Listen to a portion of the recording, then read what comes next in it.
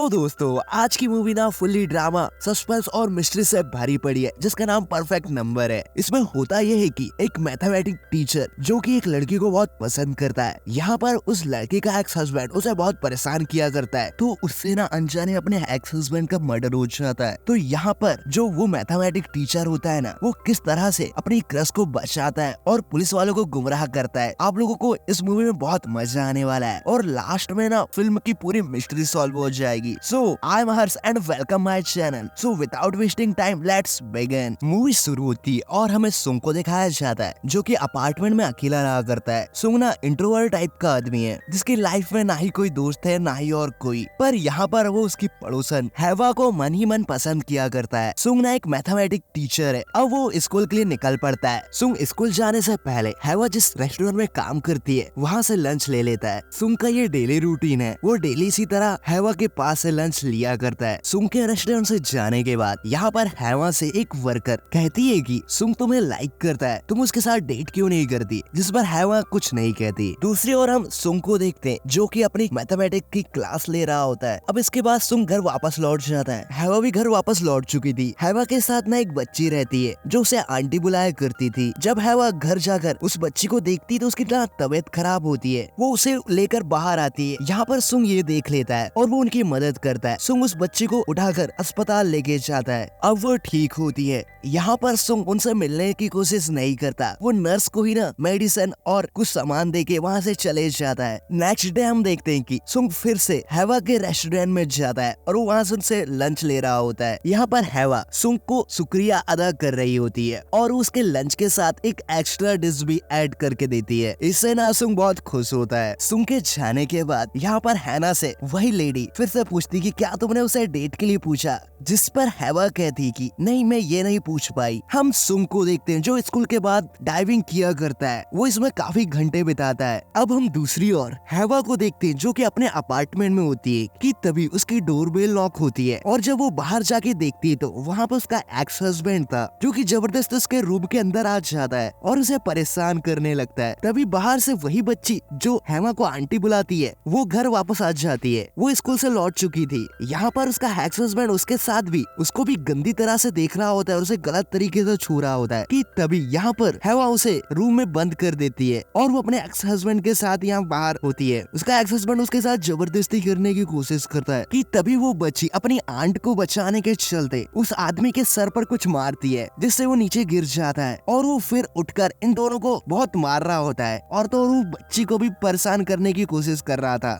हैवा उस बच्ची को बचाने के चलते उस आदमी का गला घोटकर उसकी वहाँ पे जान ले लेती है। उनके नेबर सुंग को इस सब की आवाजें आ रही होती है। जब वो उनके डोर को नॉक करता है तो यहाँ पर हैमा उसे कुछ नहीं हुआ कह के वहाँ से भेजा देती है। हैमा और वो बच्ची ये सब देखकर पूरी तरह से डर जाते हैं, क्योंकि उन लोगों ने ये सब जानबूझ के नहीं किया होता। ये तो सिर्फ अपने डिफेंस के लिए उनसे ये हो गया था। यहाँ पर सुंग फिर से उनके डोर को नॉक करता है और हैमा फिर बाहर जाती है। सुंग हैमा से कहता है कि मैं तुम्हारी इसमें मदद कर सकता हूँ, तो हैमा ना सुंग को अंदर आने देती है। सुंग यहाँ अंदर आके देखता है कि वहाँ पर एक आदमी की लाश पड़ी होती है। हैवा सुंग से कहती कि हमें पुलिस को कॉल करना चाहिए, जिस पर सुंग कहता है नहीं, ऐसा करने पे तुम लोग फंस सकते हो, मैं इस लाश को ठिकाने लगा सकता हूँ, बस तुम्हें मैं जो कहूँगा वो करना पड़ेगा, जिससे तुम लोग बच पाओगे। हैमा के पास और कोई ऑप्शन नहीं होता, इसलिए वो ये सब के लिए मान जाती है। यहाँ पर सुंग उस लाश को ठिकाने लगा देता है। सुंग ने उस लाश के साथ क्या किया था ये हमें मूवी के लास्ट में पता चलेगा। अब कुछ समय बाद हमें एक लेक के किनारे उसी डेड बॉडी को दिखाया जाता है, जिसकी हालत बहुत बुरी थी। उसके हाथों और मुंह को पूरी तरह से खराब कर दिया गया था। उसे आइडेंटिफाई करना पुलिस के लिए बहुत ज्यादा मुश्किल हो रहा था। तभी हम यहाँ पर एक डिटेक्टिव जो को देखते, जो कि यहाँ इस एरिया में आसपास इन्वेस्टिगेट कर रहा होता है कि तभी उसे वहाँ पर एक की मिलती है। उसे लगता है कि मुजरिम ने जल्दबाजी में इस की को यहीं भूल गया है। उसकी से उसे विक्टिम के घर का पता चलता है और वहाँ पे और जानकारी जुटाने पर उसे ये भी पता चलता है कि इस विक्टिम की एक एक्स वाइफ है, जिसका नाम हैमा है। अब हमें डिटेक्टिव जो को हैमा के साथ दिखाया जाता है। वो उसकी पूछताछ कर रहा था। यहाँ पर हैमा को सुंग ने सब बता दिया था कि ऐसा भी कुछ होने वाला है, जिसके चलते यहाँ पर हैमा तैयार थी। अब वो डिटेक्टिव हैमा से पूछता है कि तुम्हारे एक्स हस्बैंड का मर्डर हो चुका है, जो कि 9 नवंबर में हुआ था, तो तुम 9 नवंबर में कहाँ पर थी? जिस पर हैमा बोलती है कि मैं शायद मूवी देखने गई थी उस दिन। तो उनसे टिकट मांगता है, पर सुंग ने उन्हें बताया था कि टिकटों को तुम्हें अपने पास नहीं रखना और जल्दी से नहीं देना, उन्हें तुम्हें डस्टबिन में रखना है, ताकि ताकि उन्हें शक ना हो पाए कि तुम दिखावा कर रहे हो कि 9 नवंबर को तुम मूवी देखने गए थे, जिसके चलते हेमा ऐसा ही करती है। डिटेक्टिव के पास कोई ज्यादा सबूत होता नहीं हेमा के बारे में, इसलिए वो अभी यहाँ पे कुछ नहीं कर पाता। अब हम रात में देखते हैं जहाँ पर सुंग हेमा को कहीं दूर से फोन करता है और वो उससे पूछता है कि डिटेक्टिव के साथ तुम्हारी बातचीत कैसी रही। हेमा यहाँ पर जवाब देती है कि बाकी तो सब ठीक था, पर मुझे डर बहुत लग रहा था। जिस पर सुंग उसे कहता है कि ये तो अभी शुरुआत है, अभी तो बहुत सी इन्वेस्टिगेशन होना बाकी है, तो तुम्हें डरना बिल्कुल भी नहीं है। जब तक उन लोगों का शक पूरी तरह से खत्म ना हो जाए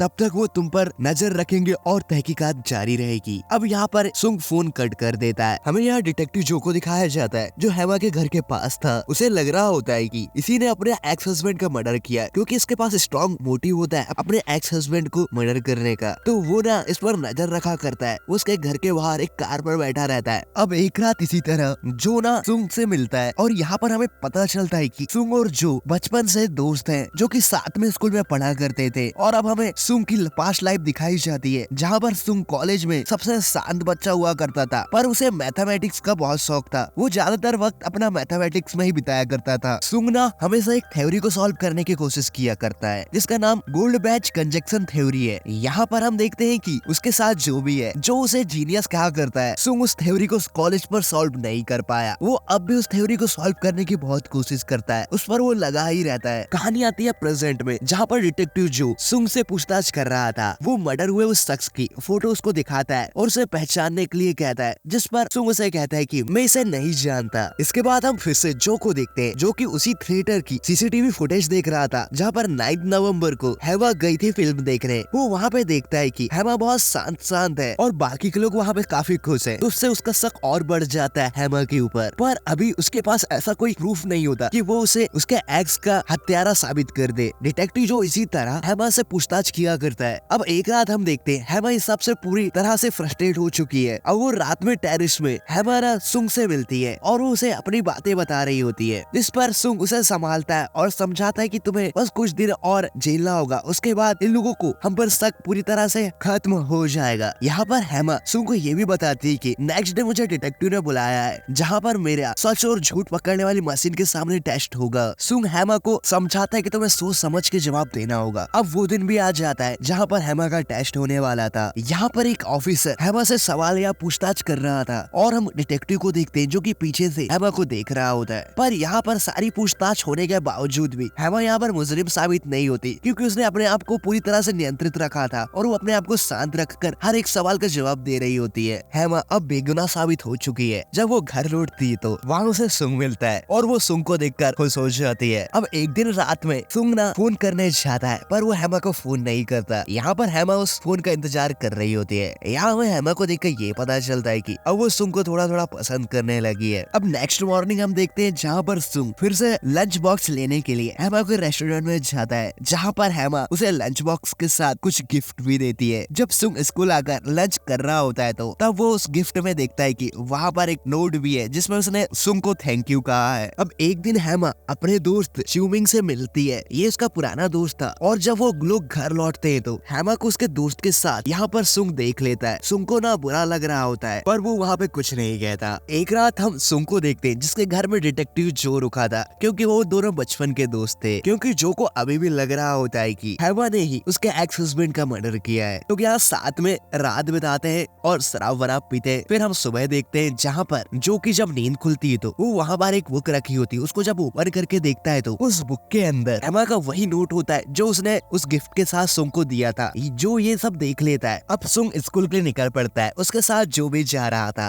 रास्ते में ही हेमा का रेस्टोरेंट पड़ता है और अब ये लोग उसके रेस्टोरेंट के अंदर थे, जहाँ पर हेमा डिटेक्टिव जो को देखकर थोड़ा घबरा जाती है। पर डिटेक्टिव जो हेमा को कहता है कि मैं अभी ड्यूटी में नहीं हूँ, मैं अपने दोस्त के साथ घूम रहा हूँ। यहाँ पर सुंग हेमा को इशारे करके समझा देता है कि कोई गड़बड़ नहीं है। जब वो इशारे कर रहा होता है ना, तो जो उसके इशारे देख लेता है तो उसे समझ आ जाता है कि हेमा के साथ ये भी मिला हुआ है। तभी वहाँ पर हेमा का दोस्त भी आ जाता है। सुंग को उसे देखकर अच्छा नहीं लग रहा होता, तो वो लोग वहाँ से चले जाते हैं। अब हम एक रात देखते हैं कि यहाँ पर फिर से सुंग और उसका वही दोस्त चेमिंग साथ बैठे हुए थे। दूर से सुंग ना उनकी तस्वीरें खींच रहा होता है। दूसरी ओर डिटेक्टिव जो ने, जिसने अभी तक हार नहीं मानी होती है, वो अभी भी इस केस की इन्वेस्टिगेशन जारी रखता है। उसे ये पता चल जाता है कि इस हत्या को अंजाम देने में हेमा ने जरूर किसी न किसी की मदद ली होगी और उसका शक और किसी पर नहीं, उसके अपने दोस्त सुंग पर चले जाता है। यहाँ सुंग अपनी क्रश को किसी और के साथ देखकर उसका दिया हुआ गिफ्ट भी जला देता है। वो यहाँ पर जल रहा था। अब सुंग स्कूल में था जहाँ पर उससे मिलने डिटेक्टिव जो जाता है और वहाँ उसे पता करने पे ये बात पता चलती है कि सुंग 9 और 10 नवंबर को स्कूल नहीं आया था। इस सबसे जो का शक सुंग पर और बढ़ जाता है। अब रात में हम सुंग और हेमा को देखते हैं जो कि अपार्टमेंट के अंदर थे। हेमा सुंग के अपार्टमेंट में थी। यहाँ हेमा रो रो कर उसे पूछती है कि तुमने ये सब क्यों किया, तुमने ये तस्वीरें उनके दोस्त क्यों भेजी। सुंग को अपनी गलती का एहसास होता है। हेमा उसे कहती है कि तुमने मेरी मदद की है ना, तो तुम मेरे साथ जो चाहो वो कर सकते हो। पर सुंग यहाँ पर शर्मिंदा था। अब सुंग हेमा के दोस्त से मिलता है और वहाँ पर चीमिंग की और सुंग के बीच में हाथापाई होने लगती है। चीमिंग ना पुलिस को बुला लेता है। पुलिस ने सुंग को अरेस्ट कर लिया था। यहाँ पर सुंग अपने सारे जुर्म कबूल कर लेता है। वो उन्हें ये भी बता देता है कि मैंने ही हेमा के एक्स हस्बैंड का मर्डर किया है। दूसरी ओर हम हेमा को देखते हैं जो कि सुंग के अपार्टमेंट में पुलिस को देखकर हैरान होती है। वो जब वहाँ पूछताछ करती तो उसे पता चलता है कि सुंग ने तुम्हारे एक्स हस्बैंड का मर्डर किया और उसने पुलिस के सामने अपना सरेंडर कर दिया है। ये सब सुनने के बाद हेमा और वो छोटी बच्ची दुखी हो जाते हैं। क्योंकि दूसरी ओर हम सुंग को देखते हैं जहाँ पर उसका